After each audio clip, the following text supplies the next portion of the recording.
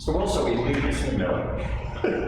I pledge allegiance To the flag of the United States of America and to the republic for which it stands, one nation, under God, indivisible, with liberty and justice for all. So I apologize, sir. Our chairman is at another board's select meeting, and he'll be here as soon as he can. But in the meantime, you got the backup. That's me. If I could ask Peter Coffin, step up. We have an appointment for you to be the Rockingham Planning, Kingston representative to the Planning Commission for the Traffic Advisory Committee. Right, yeah. It feeds the policy committee into the MPO, and I'm already on the MPO, so. Yep. I believe they meet almost monthly. Yeah, there's, Ellen said that not every month, and I look back at some of the old minutes, and it's Thursdays at 9 a.m. on the fourth Thursday of each month. And you're asking this of your own free will? There's no one that's... Yeah, I in the absence of anybody else, I figured since I was reading all the material anyway for the MPO, I might as well come. Does anyone have any questions for Mr. Coffin? Peter, thank you for your continued dedication. Exactly. You're very involved in the planning board, and I think you'd be a great representative, so keep Kingston's interest at stake. And with that, if someone wants to make a motion to authorize me to sign for Peter to be the representative? So be it. Second. Okay, all in favor? Further discussion? All in favor? Aye. Selectman Briggs? That was an aye. That was an aye, okay, so it's unanimous.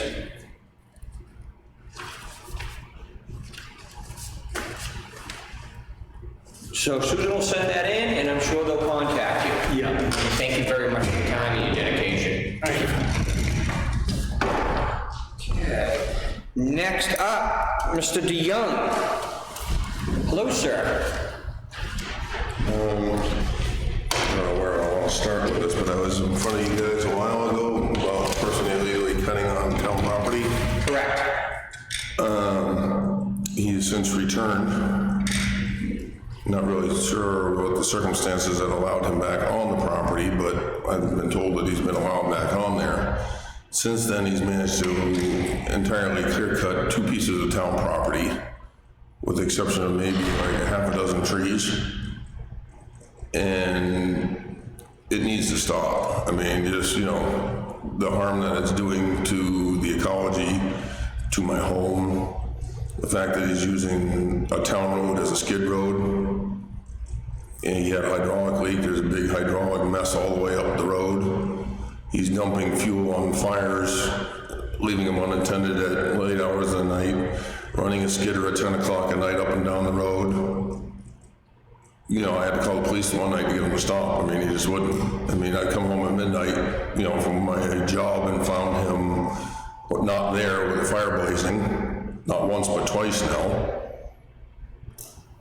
I think that he needs to go. I think that, you know, and also he should be, after this board has said that he's not supposed to be there and cease and desist and stop cutting, that he should be fined. Something should happen to him. There should be a consequence to ignoring him. You issued the thing that he's not supposed to be cutting any more town trees, and he just goes and cuts whatever he wants.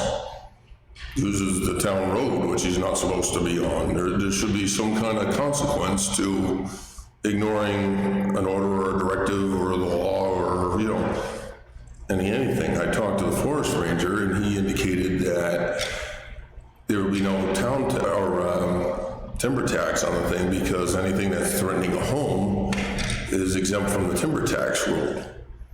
But I went out there and looked up how big an average pine tree in this part of the world is, and it's 50 to 80 feet. I took a 100-foot tape for most of those stumps, and it doesn't come within any distance of any homes. So at the very least, he should be paying the timber tax, you know, on everything that he cut that's not endangering a home. And he should be paying the town for the lumber that, or the logs that he stole, whatever the stumpage is. And then that money should be directed back into the property and having it replanted, because they have literally placed me and all my neighbors in a wind tunnel. My heating costs, I've already run through all my fuel that I would have run through the season, had to buy $300 worth of fuel just to keep going, and that should have carried me right through the year. I mean, my furnace literally never shuts off. The wind is horrific. This morning I come out of the house and the neighbor's standing there and he's like, well, it's certainly been windy here lately. I'm like, did you notice all the trees are missing? And we got all the wind coming off that lake. I've replaced my satellite dish twice on the end of my house in the last 3 weeks. I mean, it's horrific. I mean, like, it's giving me PTSD. I can't sleep at night with it just howling. Like, you know, you can't stop thinking about it. You can't watch TV and take your mind off because TV don't work. You can't go to bed because the house is pounding. And I got a log skidder running up and down the road. All right, so what I would say to you, give me one moment, sir. What I would say to you is, A, thank you for bringing the concerns forward. The person that you referred to, the tree cutter, was brought in by residents in the neighborhood to do work. He did have a conversation with our road agent, and he was, you know, he asked about permission to cut a path in order to get to the trees he had to take down, and he was given permission.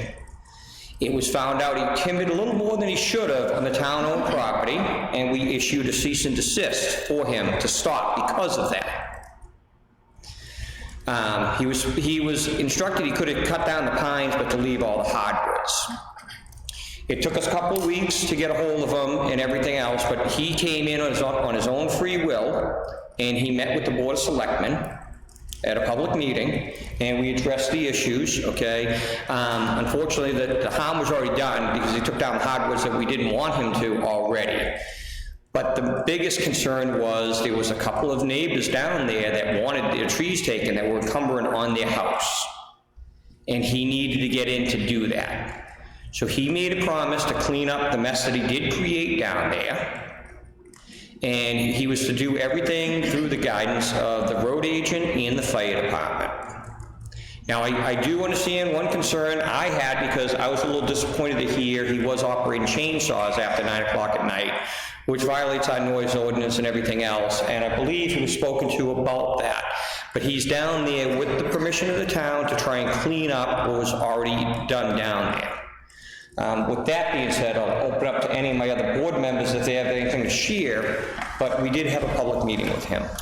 So the district forester came to see me today, and we talked about just what you and I talked about, John. So, and I asked him today, is there a way we can stop him permanently? And he said, no, if he's on private property, you can't stop him. You don't have a right to stop him. Although he's not allowed to charge people how he makes his money, he gets it in the timber. And, but actually, what I figured to do, and he's agreeing to do it, is we get done today on a non-public, talk to the ranger on the phone, and he's got some stuff he wants to discuss with the board, some legal issues. Okay. So we're still looking into it. I had a long conversation with him today to see what the town could do as far as what he might have taken that belongs to the town. And there's other legal matters that are coming forward. If he's running that thing up and down the road, please call me right away. I mean, he was up and down all day today. Can you, literally all day today. Can you call me and let me know when you see him out the road? Because he's not supposed to be running up and down the road. Rich and I spoke to him last week, and he was told if that thing's running in the road, we're gonna take it. We're gonna tow it, and he's gonna get arrested. Well, I know that Jeff Holler has invited him over on his property in between, well, he's cut most of that lot at this point anyway, but the one right behind the Naked Indians over there. Where's that? You know, the camper that's parked on town land, has the Naked Indians on the side of it. I don't know what that is. Anyway, but it's the little gray house, like right At the end? Yeah, it has like a fence around the yard. He's already cut most of the lot, like I said, this last week, he's gone in there and taken all the oak off of it. And you can see the oak that's sitting on top of the pile currently, and that all came off the town property. And now Jeff Howard's invited him to come in to the end of it, like, you know, where Jeff is, right on the lake right there. So he's gonna go into where the Brown house is, and he's gonna go across the rest of the town property there, and then on Jeff's property to cut. So I can guarantee you, by the end of this week, that entire property will be completely and entirely cut off. There'll be nothing left on that town parcel at all either, because he has to cut a right away to go over to get to Jeff's trees. So literally, this guy doesn't stop because there's no punitive damage to him, and by the time we're done, we're gonna have nothing left in the neighborhood. He's cut trees on my side of the line. Where is that piece you're talking about? It's between you and Jeff's house? No, if you look at the gray house, he has a long, narrow strip, which they didn't have to go on town land to get over to that other property. It's actually the kid in the gray's house that owns the piece that stops him from going around the back. But his land stops almost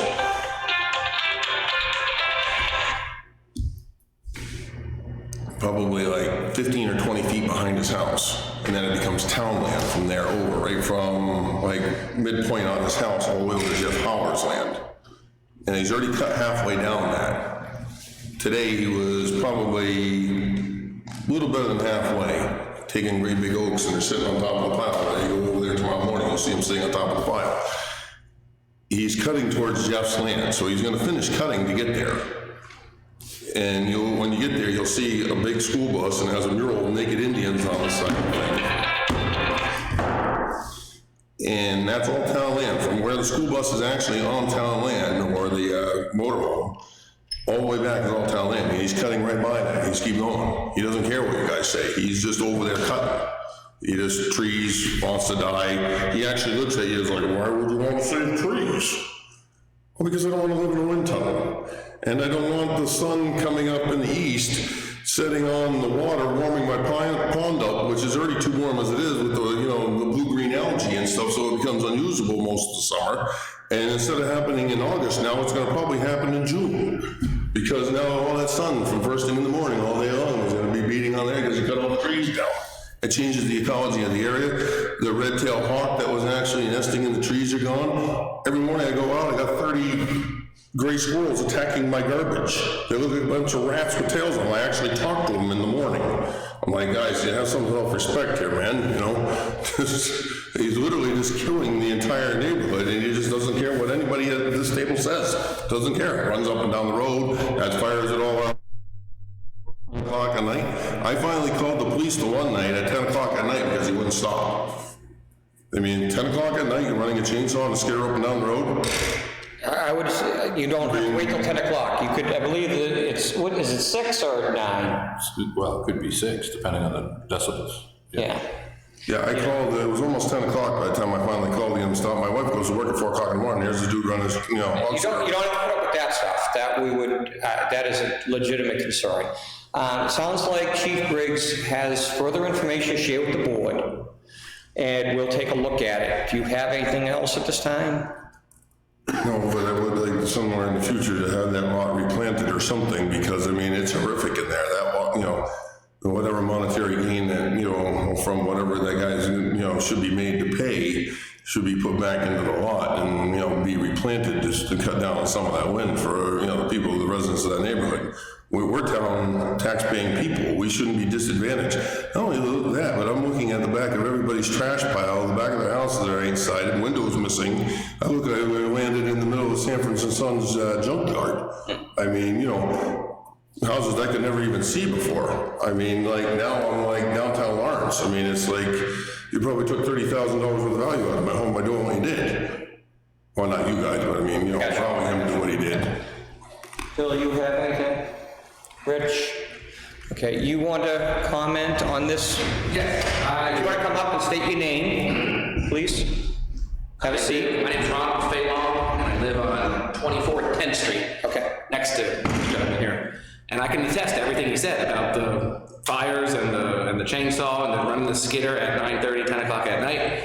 And when I spoke to him, he explained to me that he was allowed to take all of that out of there because he told me that they were infested, that they were infested was what he used, and that he was given permission by a selectman. And this was the other night, the night you called about 9:30. And that was that evening. He was telling me all this. And he was telling me he was gonna, it was all okay, and everyone was okay with it, and he was gonna cut the ridge, like you were just talking about at the end there, over behind Jeff's property. And that's what he was telling me. He was I don't know with just property, but he needed to cut a path to get to the 2 houses that he was trying to cut trees. You talking about if you come out of the front of your house, the ridge up in front of you? Yes. And that's where he cut onto the town property first, is that what we're talking about? No, he cut on the town property on that tight curve right before that little hill. Yeah, so he cut our property and went on to, He's intending to do it, is what he's saying, I believe. Yeah, no, he's intending to cut the next piece. He's already cut. where is that next piece he's intending? The ridge going towards Jeff's house, going towards. Yeah, because he's going on Jeff's property to go Over to the left. Over to the left, that's where he's Over cutting. the hill you come down, it'll be right straight in front of you, and he's cutting to the left of that. He told me he was cutting it. He got permission to cut it like that. Well, what he showed Rich and I was where Nicole Raymond, Nicole. Okay, I'll say yes. Up on the hill, Yep. you know where we were, Phil? And then over to the left, there's another gentleman that hired him to cut the top of his ridge over here. Is that what you're talking about? I believe That's not his, that's the town. Are you sure of that? I'm positive. How are you positive of that? Because nobody knows where the lines are down there. That's the problem with all The this. thing about it is I know the guy that's, done the entire neighborhood. I've been in his place of business, and I know where he pulls all his lines from, and I'm also a contractor. I build a lot of homes. I know what size the lots are. Been doing it since I was 15 years old. Okay, our road agent, who's been a resident of this town since the day he was born, does not know where the lines are down there. But I know where my line is. My line, actually, I've had my lot surveyed, so if you just pull a tape measure off of my lines, I can measure 80-foot increments, which is, most of those things are like 20 by 80, 80 by 80, 60 by 80, and it's a fairly square grid pattern. So anybody with a tape measure in about 10 minutes can probably get a pretty close idea, not exactly, you're right, but get pretty close within the ballpark of knowing that he's well over because there's nothing existing anymore. Not onto the neighbor's lawn, not onto that thing, not anything, they're all gone. All the trees are gone, there's nothing there. That means that even though you don't know exactly where the line is at the point, there's no trees left. So they've cut your property corner to corner. You had something else? Yeah, the logger, tree guy, whatever you want to call him, he told me that he was basically from upstate and that he's basically was like relocating and like renewing his life because he had trouble up there. So I don't know if anyone, knows about this guy. Yeah, we've what done his something, history is or whatnot. we'll talk about it again, but just to be clear, okay, he was working under the town to clean it up. The only way to really do it was to burn it. Operating chainsaw at 9:30 at night is not cool. We didn't give him permission to do that. Well, all right, but he that was the deal, was he had to clean up the mess that he did, and that's what he's in the process of doing. I'm not appreciative that he's disturbing the neighborhood at 9:30 at night with chainsaws. That's not right, but you can only burn after 5 o'clock anyways, or unless with the fire department, there was enough snow on the ground, possibly during the day, but he was supposed to coordinate all that stuff with the fire department, that they were aware of what was going on. You said that earlier in the meeting that he went over the line. There was an oops, I guess. No, It was a pretty big oops. no, he talked with our road agent, and he had permission to cut some trees on the property. The only instruction he was given, correct me if I'm wrong, was not to touch any of the hardwood, He clear cut it. and that was the issue. And that's a big oops. Yeah, no That's a huge- trees. And that's why we did, and we did I'd like to know, in a cease and desist, when this was first reported, I'm not a homeowner yet, but I know I'm worried about getting permits and being up to code and everything when I become a homeowner. And I've heard horror stories of someone building a shed in their backyard, and before they get done with the first footing, there's a cease and desist order. Now, how come that wasn't immediately given to this gentleman who was, as soon as we found out the issues, clear cutting? it was done in a cease and desist. Okay, and it was nothing happened for over 3 weeks before he came back in to talk to us. Yeah, he was shut down. Well, was he being supervised? Was there trust but verified? But he wasn't shut down, that's what you guys don't understand, and I've been telling Chief Briggs, and I've called several times in between. He comes for a few hours here, he drives right down the road from the lot down the end, drives down. Yeah, and that was within his purview. We can't shut him down in town. Cuts He was down doing- 2 or 3 trees on town property, and then drives back down the other end of the road, comes down, cuts down 2 or 3 more trees, drives down the end of the road. So Chief Briggs trying to catch the guy. The one day he was driving towards me, he was at my mailbox, I called him, and by the time he was able to show up there, he managed to get back on the property on the other end because the guy happened to see me. The chief has some information for us that we'll take a look at again, and we'll address the issue as it needs to be addressed, okay? I appreciate you coming in. I will apologize. What happens over that big oops? What do you want to happen? Well, he should be fined. I mean, if I go and steal something He was from working you- under, he was working under the guise, maybe someone should have watched him a little closer, but he was authorized to take down trees. Which is very vague. Because Yeah, but I mean, you're talking about a lot of money too, and this is, you're just managing us all as taxpayers. You know, that's a financial thing that should have been, even if it went into the general fund to help lower everybody's taxes, it's still stealing from the I believe town. the chief addressed that when he was talking about, there's no money in it when it's on people's property and that. he told me he makes money by cleaning up the thing, not taking it down. You had something, ma'am?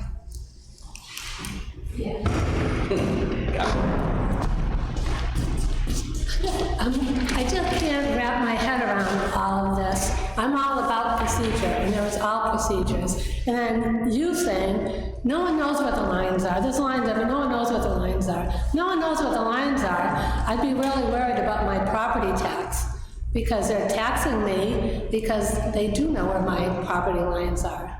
That's ridiculous. I'm sorry, I don't expect it. If you're Okay, we know the dimensions of your lot, so the basis of square footage for your lot is known to the tax records. But there are, I don't know how many lots that the town has come into. Some people own other lots that people assume are the town's because they don't have a house on them or something like that. People have come in throughout this entire process and said, he's cutting on town land. No, he was cutting on someone's land that he had permission from that person who owned it independently. And where people have come in and said he's on town land, 9 times out of 10, he has not been on town land. Have all of you been out there to see this property? I went out there, you went out, and yes. Okay.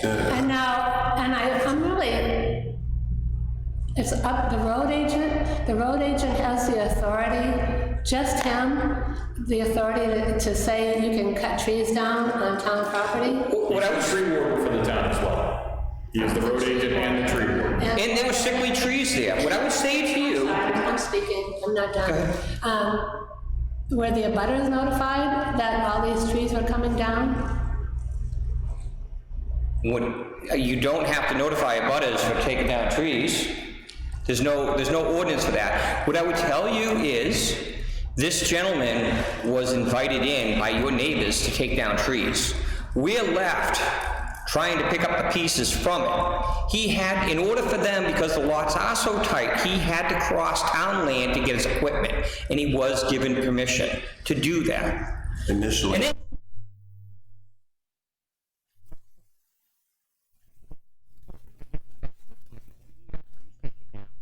he came in to take our trees, and our trees are still standing, and our trees are even more dangerous now. They need to come down. So we work with the individual. I understand your concerns. I just feel as though it was how this guy went and clear-cut property, town-owned land. I own some of that land. We all are owners of that land. You guys don't own it. The town of Kingston taxpayers own that land. And it was clear-cut. And how he didn't go in one fell swoop in one day and cut that property. How he was allowed day after day after day to go in and cut all those trees down is beyond me, because, and I'm sorry, I'm just getting this sense from all of you like it's not a big deal, and it is a big deal. I took all the trees down, and it looks like a war zone over there. And now he's making money off the trees that he cut down that belong to the town. And it sounds like all he's getting is a slap on the hand for it. We want to know, people need to be held accountable. Like Ron said, that's a big oops. How did he go from just cutting a path in the woods to get to a neighbor's house to clear cutting all of that and telling them he doesn't intend to stop? He has more trees to cut down. And you guys are, okay, just gonna slap him on the hand for it? Who's to say he's not gonna make that mistake again when he goes across on the other property? In light of it, okay? But we're also trying to do the greater good for everyone involved, your neighbors, the town, and everything else. But you're endangering my home because the trees that are left in my yard, the only option that I got now because of what you're allowing is to have to cut down every tree I have, so now I have no shade in my yard and no wind anything to assist us. Can we assure that he won't clear cut again? Can you promise?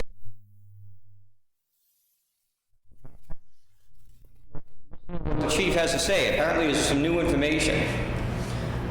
I mean,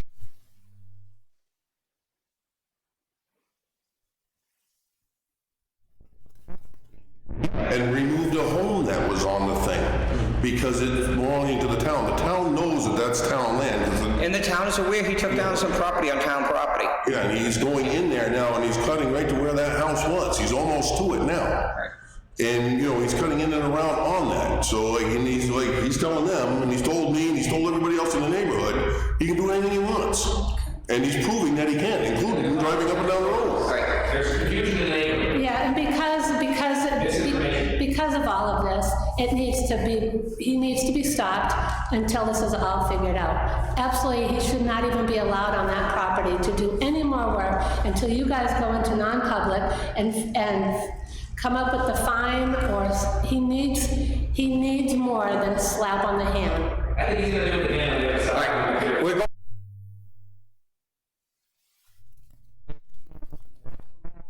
going to call Susan and see if we did it, if we took any action or not. I can't guarantee we are going to take any action. We're going to listen to the information we have and decide from there. But other than that, we take it under advisement, and I appreciate you coming forward. But why can't you, can you guarantee that he won't clear cut? I'm not ready to make a statement. If he contacts He can't clear cut. Just like he did on the town land with the big roofs. He clear cutted that on town land. Can you guarantee he won't clear cut on the other part of town land? I cannot guarantee that, and I'm not willing to make that And the guarantee right path now. for a log skidder is as wide as the log skidder to cut a tree and bring a tree across. It doesn't take something bigger than this room for a skidder to go down through. It needs to be about as wide as an automobile. Here's the woods there. And like, you can go between trees, and they can go between stuff. And it doesn't mean every tree in that neighborhood has to have all the bark rubbed off of it. And the ones that are left, they're scabbed out, so they're all gonna die anyway. So what he has done, just periodically throughout this week, the ones that, the hardwoods that you say he's gonna leave, he's gonna make an argument to you here in another couple of days. I can guarantee you this is how it's gonna go. Oh, I might as well take them anyway, because there's no bark left on them. Because that's what's coming, because he systematically today ran around all four sides of all those trees. I watched him do it. He's just debarking them just so that they're gonna die. So, he's malicious of intent and has no, desire to listen to you. The only answer is the guy has got to go. And he told me they were investigating. Okay, your points are taken under advisement. I thank you for your time. Okay? I mean, I honestly, I feel like she does, like we're getting the blow off here. If those people want to have their trees taken down, do like everybody else does. Hire crane service with insurance and have them come down, take them down properly with a professional. Not a hack it, whack it. There's a wonder this guy hasn't killed anybody at this point, let alone himself, the things that he's done. So if they want that, come through the front of their property, up over the top of their house, just like everybody else does, and have them taken down the proper way. But this is, we don't have to suffer just because they don't want to go through the expense of hiring a tree service. That's not fair to me. I've already spent an extra $300 just in fuel this year. I've had the dish satellite guy out twice to put the thing back on my roof. And how much more does this have to go? This is not something that's gonna end this year. Next year, my heating bills are gonna be just as bad because those trees aren't gonna come back in a year. It takes a lifetime to get a tree that size. And if they get the other side of the hill and the process is gonna be even worse. And who's compensating me? Does my taxes go down? My house has been devaluated by what's going on and I'm getting the blow off. Oh, big deal. It's only a couple trees. Well, it's not a couple of trees. It's my home. It's where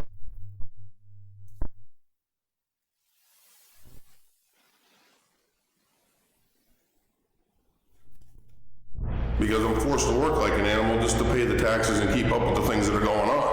And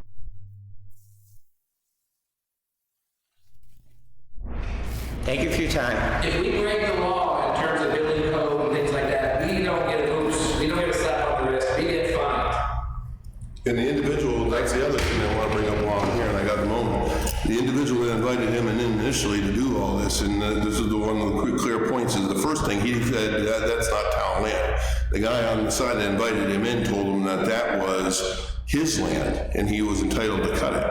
He has previously built a shed on town land. That's town land. Take a tape measure from my property line to that point. That shed's on town land. Okay, you're concerned about your taxes. No. We are too, okay? We can't control everyone that comes in, especially if someone's given misinformation and told that. We're addressing the issue as best as we can for the best interest of the town. Right, but what I'm And saying is-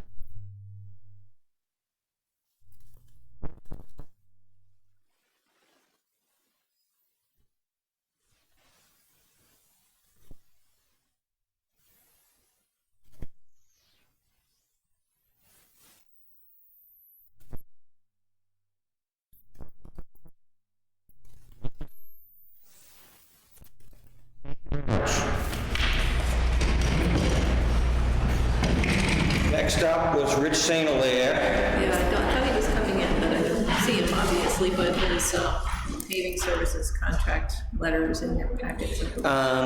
We'll wait for him to come, but we all saw the letter from Bell and Flynn. It's in your packets. Yeah. And we can talk about that after when Rich has more information. Public comment? Seeing none? Old business? Does anyone have any old business? New business? I'd like to start off with something. I'll apologize to the board, but there was a new employee in town that had a 457 plan that is throughout the state of New Hampshire. And I checked to see about whether the town could adopt it. I had a conversation with Cindy, and it's typical, you know, if we have these things, you know, we just need agreement, and the town can take out the taxes and pay. There's no cost anywhere along associated with it. So I went forward and got the information from the 457 plan. It's one that I belong to. I gave it to Cindy, and Cindy had some concerns on it, and this is where I apologize to you. I just told her, run it by Sumner. And I should have done that without bringing it to you first, because I don't want to be spending, you know, money legal on my own accord. But you did get the response from Sumner. It's actually very entertaining. You're gonna like him. So what I would ask you now, you saw the response from Sumner. How do you feel about it? The town does offer one, okay? This is just another 457. If you want more information on it, I could give it to you, that you could take it home and look. Should we pursue it anymore? End it? Because what happens is this employee does belong to it, so he has to send the money on his own to it versus the town taking the deduction. But in order for the town to take the deduction, it requires an agreement. So I don't know what the will of the board is, so I'm bringing it to your attention now.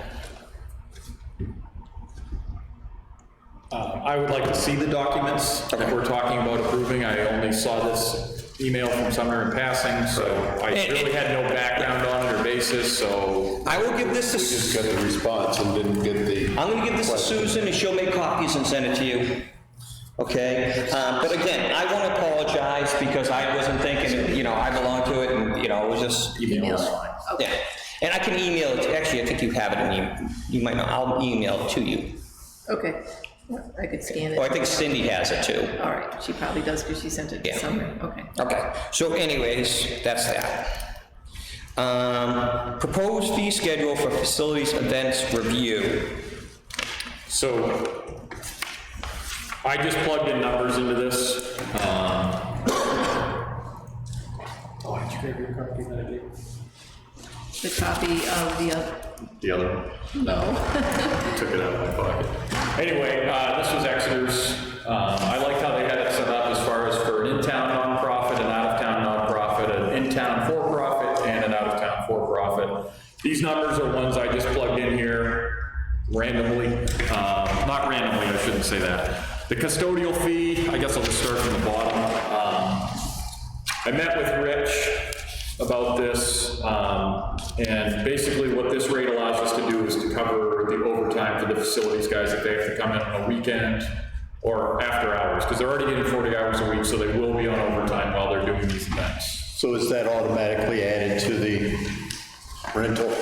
So I guess it would be a case-by-case basis. Most of this is a case-by-case basis as far as how many detail police officers are going to be required, if a fireman is going to have to be here as a detail.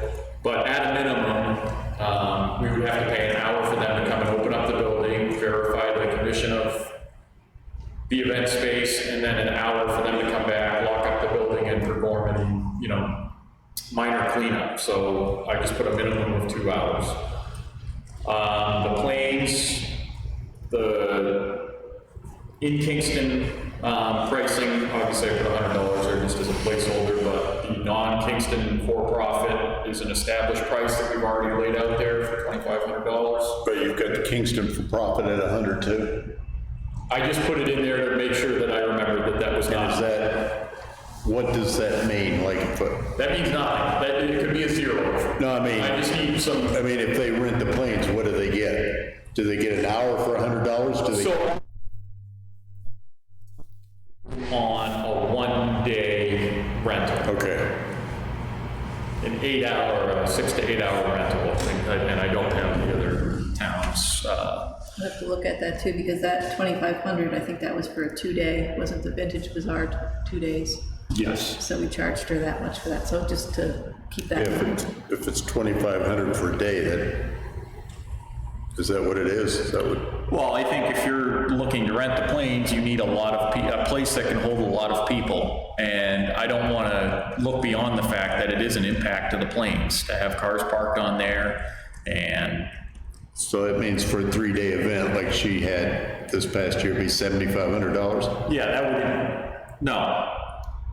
And again, this is, I would have wrote draft on top of this, so don't be jumping on me too hard here. No, I'm not jumping on you, I'm just questioning. Yeah, no, that's what we need to suss out here is, I just put $2,500 because that was the precedent we had set. I like the 25 for a day.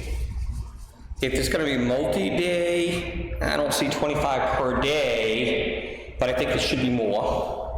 Like 25 and then $500 for each additional day or something like that. I mean, And I'll be honest with you, I put that on there just to have the discussion whether we even want to rent the planes out, because in talking with Rich briefly last summer, I think we both were of the opinion that we really don't want to have more than 3 or 4 events per season on the planes. Just because of foot traffic, vehicle traffic, things like that are not going to, overtime and compaction of the soil, all that stuff. So the reason that's the last one on there, and I left those numbers on there, is we need to have a discussion whether we would want to open that up. Or have an established fee, and maybe it's just one of those things that that's a case-by-case basis where someone needs to come before the board. That being said, the first 4 are things that we have had either events at that we have not charged for, or events that have been requested to been had that we did not have pricing for. And so I do think that the town, even if it is an in-town nonprofit, I know there's been events that have taken place in this hall, that we haven't charged for in the past, but there is a cost to the town every time one of those events takes place. All these tables, chairs, everything have to be hauled out of here, and we need to be compensated for that. So I think pricing is pretty darn good. The only thing I'd like to see, at least for town hall auditorium, for political events above the regional, I think it should be higher than 500. And anything that's non-Kingston for profit would be paid in advance. yes, and I would also, one caveat to that as well that I didn't write on here, and I thought we could kind of keep a list of other things, is I think moving forward, any event that requires a detail of any emergency services and the custodial fee, should be held in a bond. Or someone has to put a cash bond up beforehand, so that we run into a situation where someone isn't paying their bills and we're left with egg on our face. So I will send out a copy of Exeter stuff. They had a very elaborate pricing system for different levels of campaigns for politics. I can't recall a person coming to this town other than like Dan Quayle in early 90s. So I didn't think we really needed to charge an outlandish amount, because in all reality, it wouldn't hurt to have a political campaign come to Kingston. It's a good event to draw people to the town, and people can see the beauty of our town. And if it becomes a problem where we're charging way too much, or we're not charging enough, that we can I just say, depending on who comes, like in the field of Democratic candidates, for the most part, most of them weren't, didn't bring a crowd big enough that warrant, they would do this auditorium justice. But you bring a Trump, an Obama, right, on a re-election, well, you'd be surprised that the media circus that it creates outside and everything else. That's what I'm just concerned about. I think we're rated for 120 in here. So I don't think any of those, I think that's more like an SNHU arena. I would just say anything non-Kingston for-profit or political, especially political, is paid in advance, because they have a habit of not paying their bills. And you're seeing everyone drop out right now. they're known for not paying their security details. Yeah. So I agree with what you said, a bond for details or custodians, but pay up front. And then the only other thing, to be honest, the bandstand, I'm okay with the cross, except I would take out the per hour. They're not gonna be there for the day on the bandstand, but if it's a resident that just wants to get do a wedding there, I guess the thing I looked at, and again, I'm not tied into this, but if someone wants to have an event there, I think the concern has always been, by opening up the bandstand, what kind of liability do we open ourselves up to if someone falls? And that's why the bandstand always has been kind of closed. So I think in the bandstand case, at a minimum, I think we need to have the custodial person or someone there to just make sure that the stairs are set up properly, and I don't know. I would say yes, that the custodian has to set up the stairs. Well, plus they're gonna need, if they need power, they need to get in underneath, right, to turn the power on and all that. So there really should be someone there. Yeah, and so I'm totally cool with taking the per hour off, and if we want to adjust that as required, but I mean. But you're right, If someone has a concert there though, say there's a for-profit event that they want to have a concert on the bandstand and they're charging, or. Yeah, that's a different story. Lead into the planes rental. see, I think if you have someone there and you're paying someone to be there to keep an eye on town property, especially with the amount of money they just put into that bandstand, you know what I'm saying? I'd almost rather take, this is just me talking, but the Kingston nonprofit, put it $40, and that includes the custodian opening it, okay? And then the non-Kingston nonprofit is $80.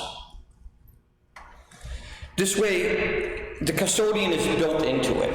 Because, I don't know, if someone wants to take pictures here, and they're gonna have a wedding on the plains or whatever, and they're gonna take pictures, I don't see a need to pay a custodian to hang around for 2 hours. I think we're paying the custodian to set it up, and then when they're done, he goes back, pulls the stairs, he says something, hey, give me a call when you're done, and he puts it away. Or you could take a bond for everything, and if nothing's damaged, or we don't have to, it doesn't cost the town any money to fix, repair, replace, then you can give a portion I of don't that. think you want to say bond, you want to say deposit. Deposit, bond, whatever. I think there ought to be 2 sentences in this. We reserve the right to limit rentals. So if we start getting requests for the planes every weekend or whatever, we could say no. And that we have the right to alter fees accordingly. And I'm wondering, do we just take the planes off of it? And it's a case-by-case basis? No, I think we need something in writing. Like, we didn't have that when she came in, and, But I would just add the caveat, I like the $2,500 for a day, but maybe $700 each additional day. Plus necessary fees. And the fees are if the police decide to detail or anyone else. I think this is better than the starting thing. I mean, it's pretty, you did a good job with it. You can say plus needed details fees. Could be fire, could be police, could be. Yeah.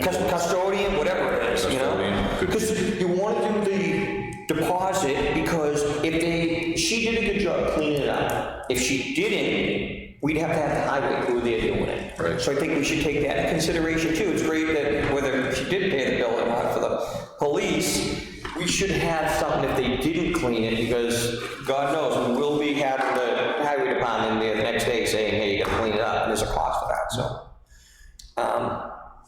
But I'm just throwing out, the only thing, I take out the per hour on the bandstand, and maybe include some sort of custodian fee in it. Yeah, add to the fee, but include the. Yeah.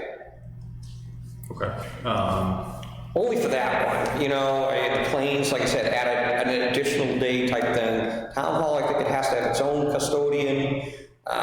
See, I kind of thought you were gonna add that to our custodian to every one of them. We could do that too. You know, like that if somebody rented a rec center, that way had somebody go in and clean up after them and check it or open it and. Yeah, I guess my thought on it was that, You want the flexibility?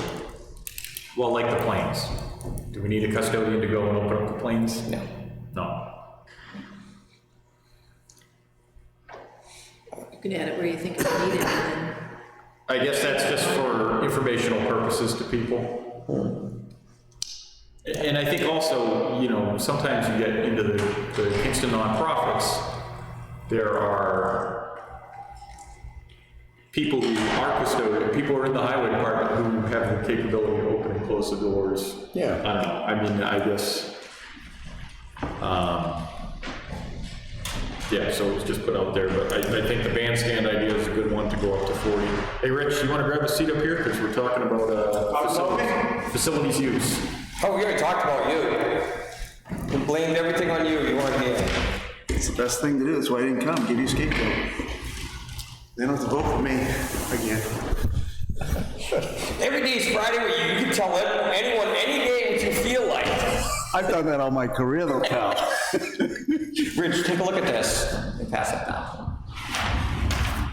This was what you and I were speaking about a couple weeks ago. Yep. And so, biggest change we have thus far is the bandstand, instead of doing a per hour, we would just do it for a Kingston nonprofit, $40 base, just to cover the custodian coming to open and close it. $80 for a non-Kingston nonprofit, and then, what do you want to do, 140 and 240 for? Sure if you think, yeah. So we would just add, just so the custodian doesn't hang around, he's just gonna do the function of opening it, and it'll be built into the cost. And then the planes, we were gonna do 2,500 per day and then 700. The only thing, like, the town hall and the Nichols building both have, so I'll just from past experience, like the town hall, we've rented this out to the Boy Scouts before, and they were pretty rambunctious.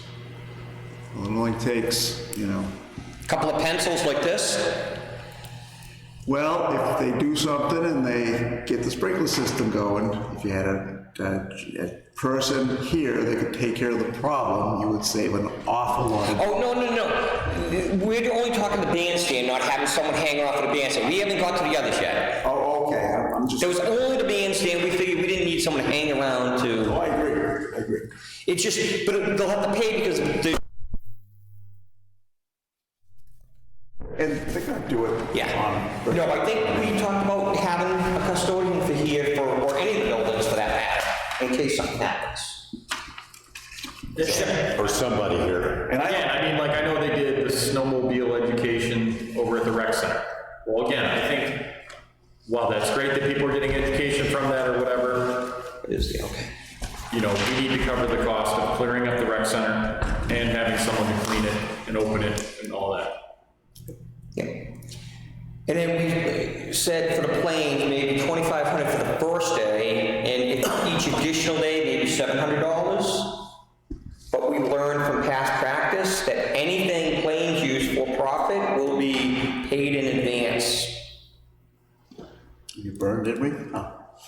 Well, you know, fool me once. So you and I talked about this briefly last year after we had numerous events on there, and I think, and you can tell me I'm misrepresenting your words, but I think we were, of the 4 or 5 events per season was pretty much the carrying capacity of the planes. Out of that, you know, they don't have a chance to come back. If you're parking 1,000 cars on the planes, they don't have a, you know. And if you have something on the 4th of July, you know, you have a dry July, you're not gonna grass on the planes for Kingston days if you still keep doing that. But, you know, it always comes back. It will always come back, I believe, unless you dump gasoline and oil out there. Or we build a giant bonfire with a car on top. Hey, it looks fun. That was the brightest green spot on the plains. It's like a helicopter land. I was gonna go out there and play an H, but I never. I think that's a good start. Yeah, I say just take it up with those revisions and Put a few guidelines on it, and I think you're all set. I think you've taken the initiative. That's what I'm here for. I thought you were just a pretty fit farmer. Pretty good as well. All right, so there was a bullet point I was looking to write down, and something else came up. Prepay for any for-profit Deposits. or non-Kingston for-profit. Non-Kingston for-profit. How about anything other than a Kingston nonprofit must prepay? Yeah. I think Rich said something about the right to approve or right to turn them down. I forget how you put it. Right to limit access to the buildings or something, just so we can say no. We have a group we don't necessarily want, or too many rentals. All right, so I put town events take precedence over all proposed bookings. Yeah. With final approval with select board.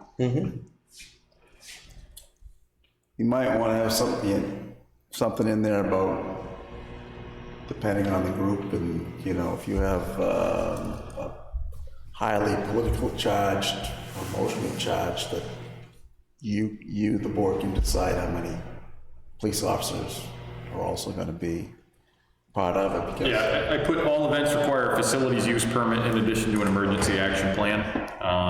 Additional fees for emergency services may be required depending on the event. So that goes. But then I would think on that emergency action plan, we talked about it, and I think we should leave it to our, the fire department, police department, even you as emergency management, to come up with a matrix for, you know, 1 to 750 people, you know, 750 to 2,000, you know, that type of thing, so that it's set up what they have to do already. We should already have that, instead of just reinventing the wheel every time. Anything else on that? All right. Seeing Rich is here now, we can go over, he was on the agenda for contract for paving services, and I will welcome Mark Heights back. Guess it's better not showing up.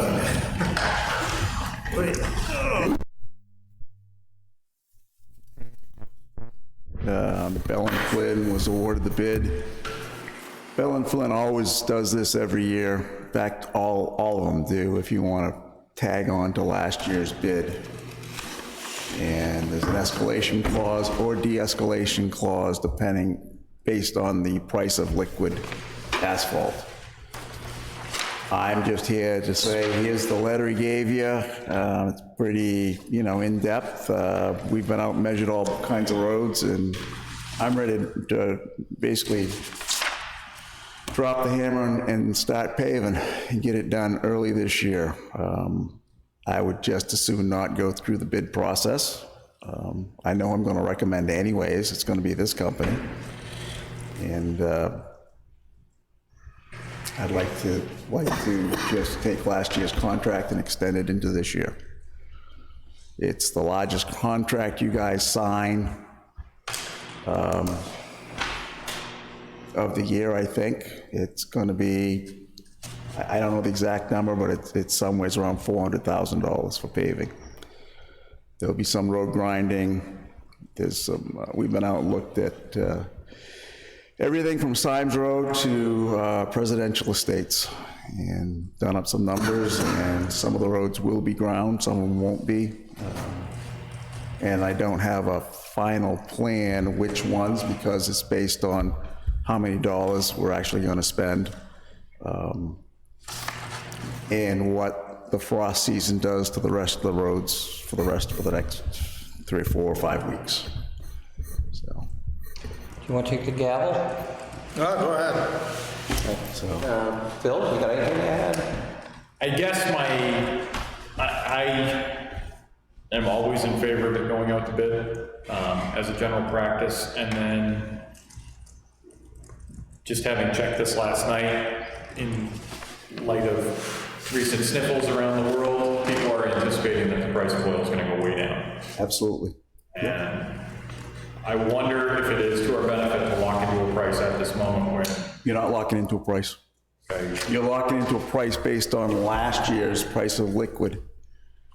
If it goes down, then your price per ton will go down. I'll just remind you that the total quantity of liquid in the pavement you put out there is only 4 to 6%. Now, that's the actual weight by volume. The cost, obviously, is it's not a substantial portion, but it's a large portion of that $72 per ton. I don't know exactly what that is, but it's based on the state. Every year, the state monthly sets the asphalt rates for all these companies. This is what the state will pay to have you work in the state roads, and it's all based on that. If the price on liquid asphalt goes down because of the economy, because all of a sudden there's a whole bunch of ships available, so that the shipping price has gone down and the price of oil has gone down because of the global market, global economy, then the price of liquid goes down, and your price per ton, and that's written in all the contracts, whether it's Brock's, Bell and Flynn, Pike,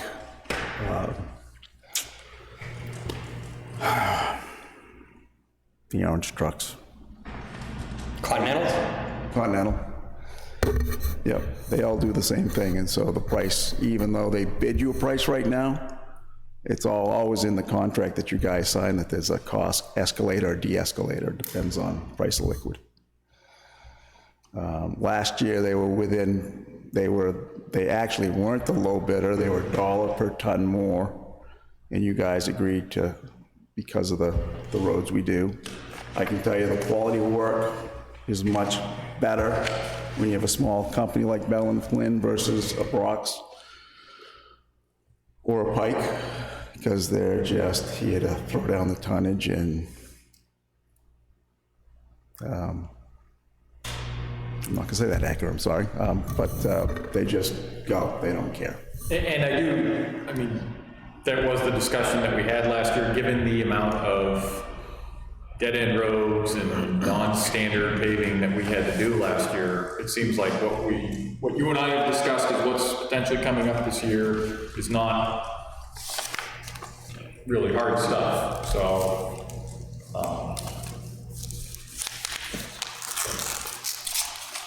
Chief?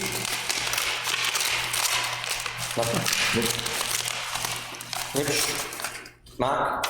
No, nothing, just other than they are talking about oil going down substantially, as long as, if that happens, that we still get the benefit of that happening, that'd be great. It seems like lately, though, regardless of for the past probably, maybe 10 years, price of oil is, or at least gasoline at the pump, which you relate to oil, has gone from $4 down to $2, and the asphalt doesn't seem to move too much for whatever reason, I don't know, but just always seems to go up a little bit. It's an monopoly, there's only 4 big ones in the state. You can't tell me they don't set the rate ahead of time. I'm sure of it. That's why some towns won't even bid in Kingston, because Kingston's not on their list. Continental will not give me a bid. We're not on their list. They'll do Plasto.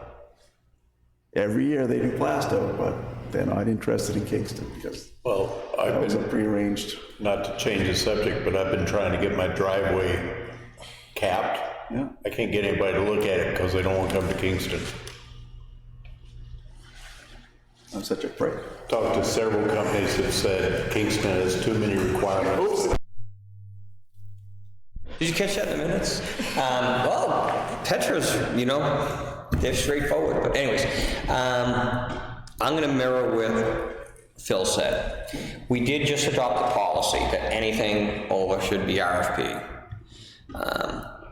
I'm a little bit torn. Yeah. I know, I've never done any business with Bell and Flynn, but I've seen their work.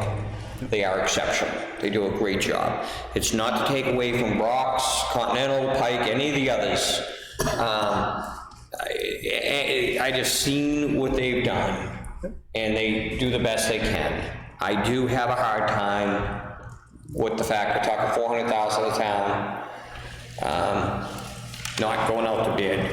It just, some people may say it's a dog and pony show, but it holds the people, I get it, Rich. I know you don't like to per se. No, it's fine. It's easy. This is the easy way out for me, and I'll just look for the easy way out. I know. I don't care.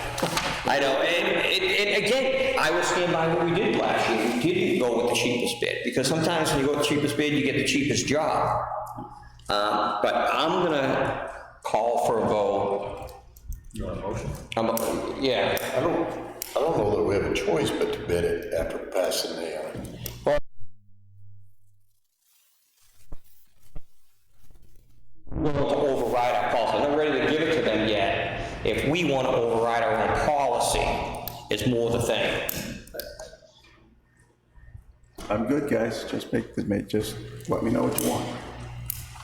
It's pretty clear right now. I don't need a motion. I have a bad taste in my mouth from sole source bidding as of late, if anyone else can recall that. So I just, I think it's best to keep it out to bid.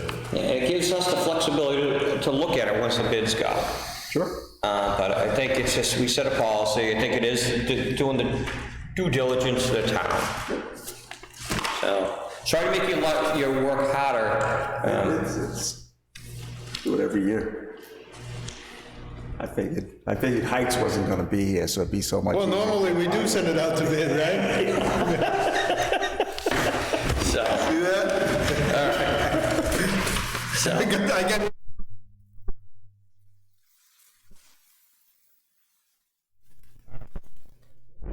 so you got that, right? All right. Public comment number, well, actually, outstanding issue, Saddle Up Saloon. there's a letter or a list in there from Glenn Yep. that he made for me. If everybody wants to look at that. No. What we're gonna do is take that, that's that sheet right there. Yep. We're gonna take that and put it in letter form from the selectmen that we'll have ready for next Monday night to sign.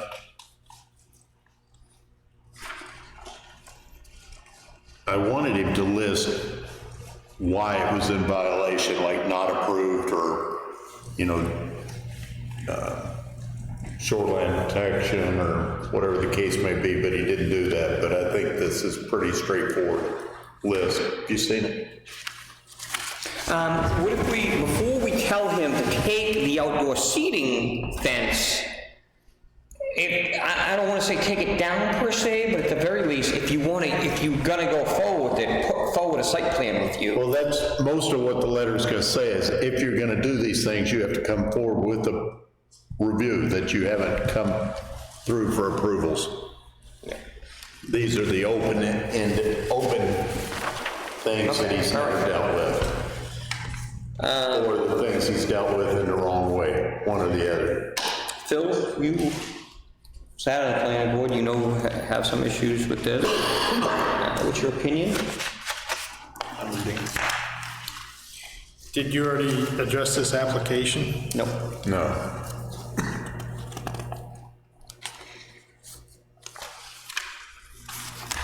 We just follow along with the agenda, so we're up to speed on the agenda.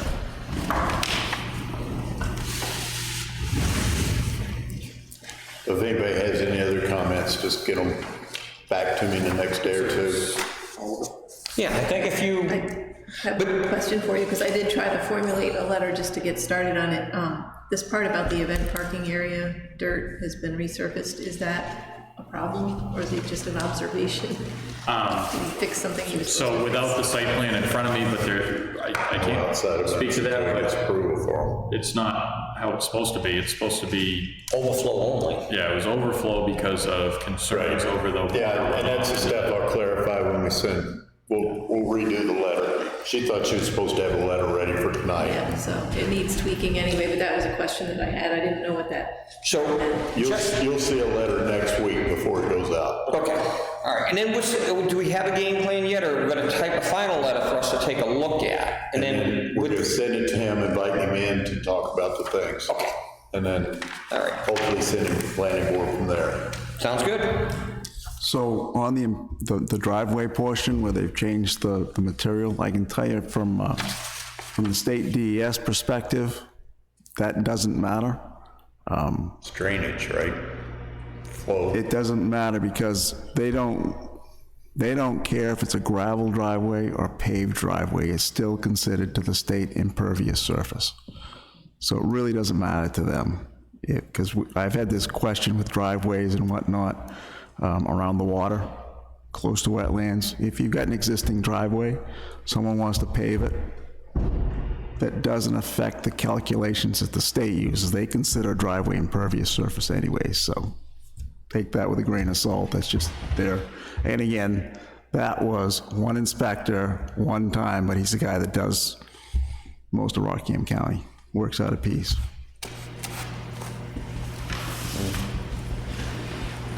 Does anyone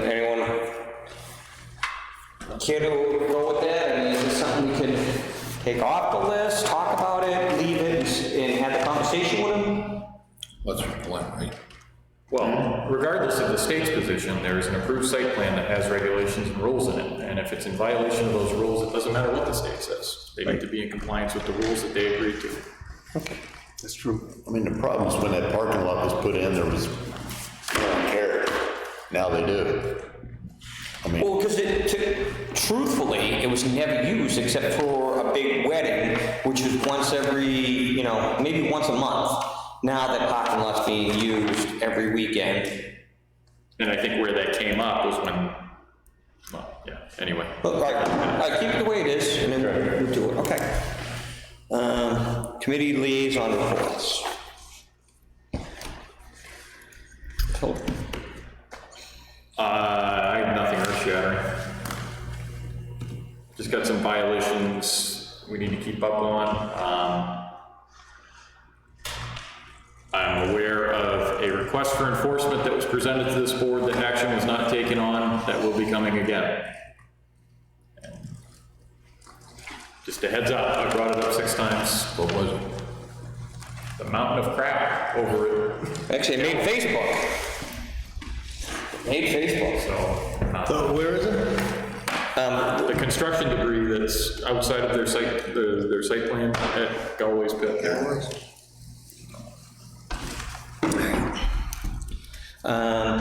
Chief, anything? No. Rich, anything? no. I don't have anything either. Public comment 2. Correspondence. We did talk about the thing from Sumner. It's going to get readdressed. I will forward some more information. We already talked about that. I didn't realize it was on there. I talked about it on the new business. We'll send that out. Special event application for motorcycle ride event at Saddle. Well, one comment I would have on that right away is that the event is August 9th, and if he hasn't brought the place into compliance, that I can't see it will approve any of us there. The organizer has requested a meeting with the board next week or ASAP. So who is the organizer? Is the name on the application? I think he's, Do you whatever have it the right there? person group is. Rich, got it? That's the application. Michael, Dan Mantone. Okay. What I would say is maybe you can contact them and say we're in the process of having a discussion with Saddle Up that should hopefully, could potentially be resolved way before your event, but we don't see anything that needs to be. You don't want to see him yet? He wanted to. I don't think we as can. soon as possible, Not so next week. set his dates. Not next week, we can't. Say at the earliest, the week after next.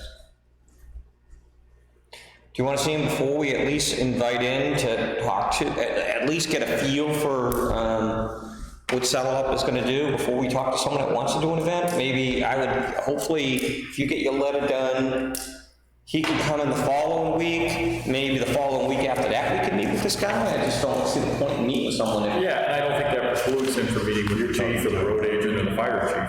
Yeah. He called me and I told him he needed to get that special event license. Well, I'll just call him and tell him it'll be about a month before we can talk to him, that we have to Yeah. deal with Saddle Up, look for some issues first. Yeah, 3 weeks to a month. Okay. You figure next week's one, next week's, if he came in the next week that quick. Yeah, 3 weeks probably. All right. There's a letter in the thing for the Vintage Bazaar that was held. They're delinquent on some payments. So there's a letter from the Board of Selectmen for all of us to sign to send to the business owner. So if you want to take a look at that, if you want to make, if I haven't read it, so if it makes sense to you, if you want to make that motion. We just signify our approval by signing said letter. Sure.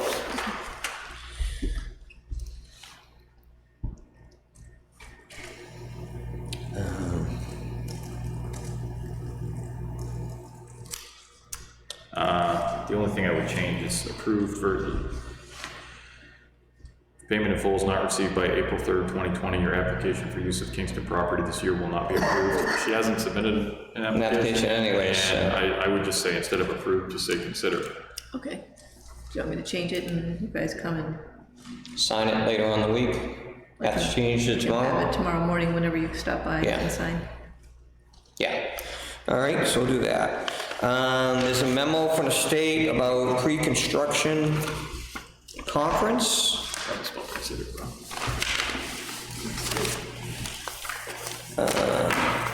What was that? A pre-construction conference. I think it's in the green correspondence file. It's just a memo announcing this. Pre-construction conference, Wednesday, March 25th. Is that for 125 corridor? Or? Yeah. Okay. Oh, I'd like to go to that. All right. Is there anyone else? Everyone's aware of that, right? As far as who usually goes to that? You and the road agent typically, or? It's at the I-93 corridor field office, exit 3, 23 Enterprise Drive, Wyndham. Wednesday, March 25th at 1 p.m. So I invite anyone in the public that is interested.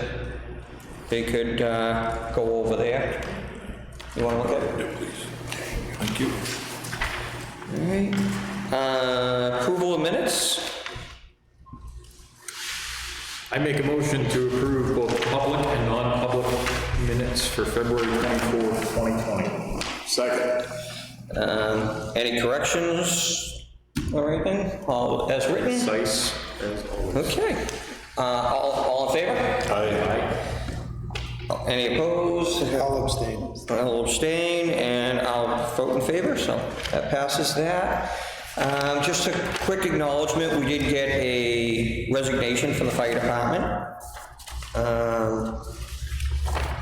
We got 2 abutted notices from the planning board, one for property in Main Street, and another one for Fieldstone Industrial Park, 34 Route 125. Both hearings before the planning board will be on March 17th.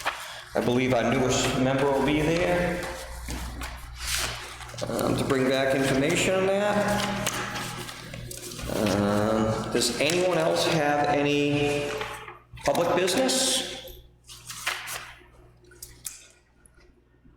I make a motion that we enter into non-public session per RSA 91-A to discuss a legal matter. One quick item. Can I get a second? A second. But one quick item, in public or no? In public. In public. Oh, in public, okay. Okay. So what is that? Oh, yeah, thank you.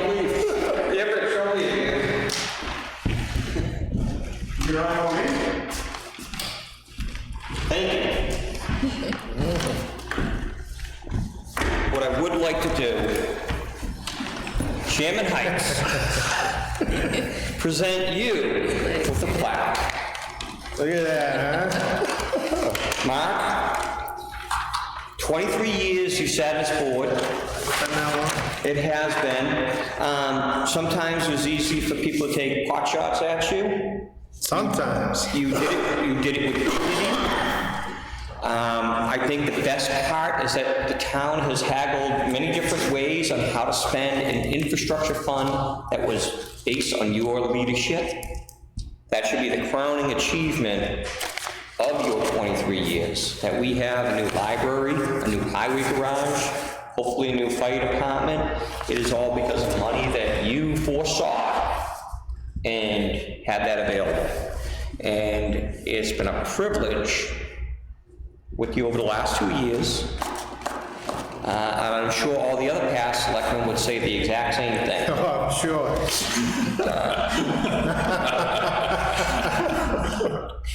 But sincerely, you have done an incredible job for the town of Kingston, and I personally want to thank you. Thank you, I appreciate it.